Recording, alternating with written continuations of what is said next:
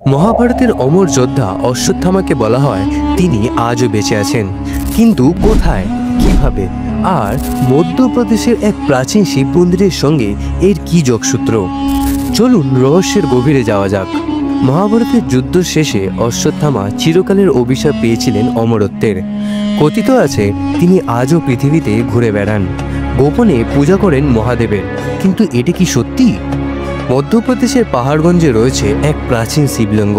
স্থানীয়রা দাবি করেন ব্রহ্মমুহূর্তের সময় এক রহস্যময় সন্ন্যাসী এসে এই শিবলিঙ্গে 21টি মুখী বেলপত্র দিয়ে পূজা করেন, কিন্তু কেউ তাকে দেখতে পায় না। বিজ্ঞানীরা এই মন্দিরে সিসিটিভি ক্যামেরা লাগিয়েছিলেন, কিন্তু আশ্চর্যের বিষয়, ভোর 4টে বাজার সঙ্গে সঙ্গেই সব ক্যামেরা বন্ধ হয়ে যায়। সন্ন্যাসী আসেন, পূজা করেন, কিন্তু তাকে কেউ দেখতে পায় না। সকলের মতে উনি হচ্ছেন অশ্বত্থামা। আপনার কি বিশ্বাস? কমেন্টে জানান।